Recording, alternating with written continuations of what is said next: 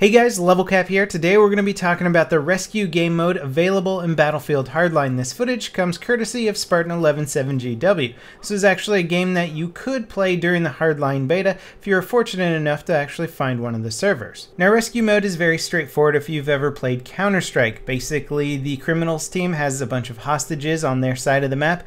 The attacking team, the police, have to go in there and rescue at least one of those hostages and get them to an extraction point. If they can do that, then they win the round.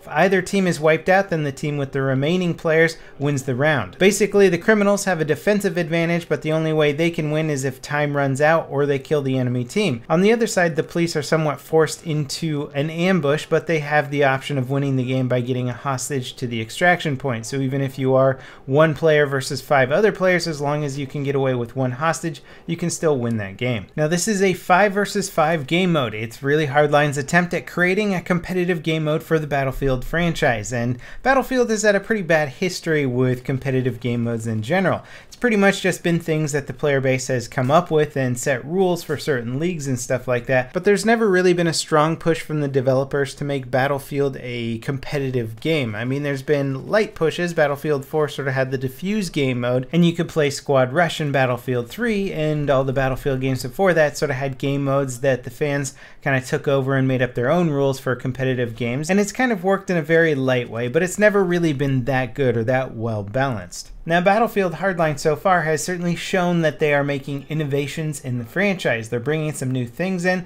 they're changing up the theme. This is really the opportunity for a new game to try and focus on the competitive world much more seriously, and they've made the game mode for it. But is it enough? Is this really going to catch on? And the short answer in my opinion is no. Now it's very easy to make parallels between this game and Counter-Strike because it's essentially the exact same game mode, and they're not really bringing a whole lot new to it. In fact, I would say that Counter-Strike does this game mode already, and they do it significantly better. The maps are specifically tailored for hostage rescue in Counter-Strike. In Battlefield Hardline, it's pretty clear that they've just tried to make pre-existing maps tailor to that specific game mode, and it kind of works, but not as well as it does in Counter-Strike. The maps are very open. They were designed for essentially 32 players or even 64 players in certain situations, and it becomes pretty apparent when you're doing a 5 versus 5 game mode that sometimes people just aren't defending certain flanking options, so you might just get lucky and end up behind the defending team.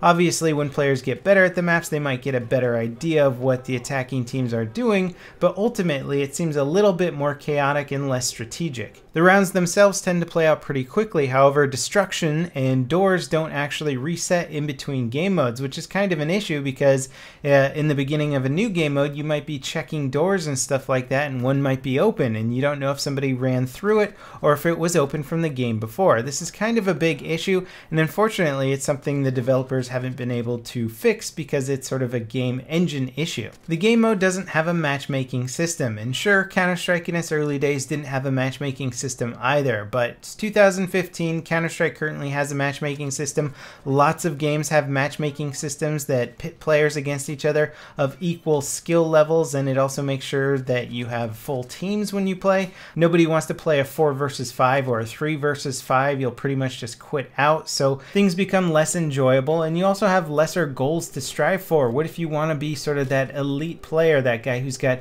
special matchmaking rank? Well, you don't really have that in this game mode, so it becomes less important to gain rank or practice more with a select group of players and build a team and join a team, etc. Then of course there's the issue of weapon balance and class balance. Battlefield is a game that was designed around large player bases. There's really no way around this. You have gadgets and items that are just not going to be useful in a 5 versus 5 single elimination game mode. Again, other games really have the flexibility to balance their entire gameplay around these player quantities and the way that these game modes play out. However, it feels very much like an added-on game mode in Battlefield Hardline. Now, I've spoken very highly of the other game modes in Battlefield Hardline. I really enjoy them, and I think BF Hardline has got a lot of really great stuff to offer. However, I just don't think the rescue game mode is one of them. Now, outside of the technical limitations or some of the balance flaws with this game mode, I think there's some underlying fundamental issues with just the competitive world of Battlefield, and this is something that I think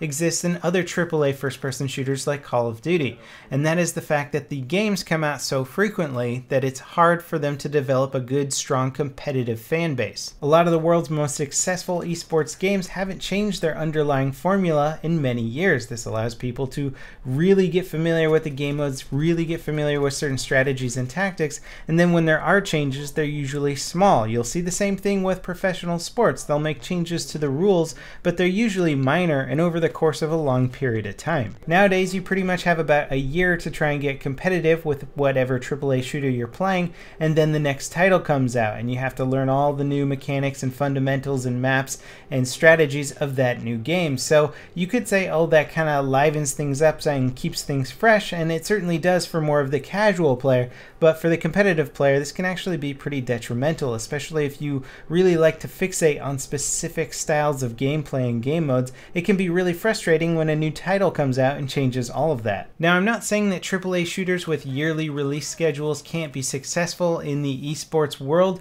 but I think that they would have to start creating some standards that they would stick to, like maybe a certain series of maps that would always replicate themselves in each of the new titles, and the gun mechanics and the infantry fighting basics would pretty much stay the same between all titles. Maybe the class balance would change up a little bit, but basically you would have to keep a ton of similarities between each of the new titles when they came out. That way you can still get familiar with a certain game and not have to worry about everything being turned upside down when the new title comes out. Anyway, it's a really interesting concept to think about. Do AAA shooters really suffer from the fact that they keep releasing new and new titles and changing up their style of gameplay so drastically that it doesn't allow a good, strong esports community to form for a longer period of time? Now, am I super disappointed in the rescue game mode with Battlefield Hardline? Not really. Honestly, I wasn't expecting a lot from Battlefield Hardline in the competitive area, and I think I've just sort of grown accustomed to the Battlefield franchise really not making a big enough effort in the competitive scene. And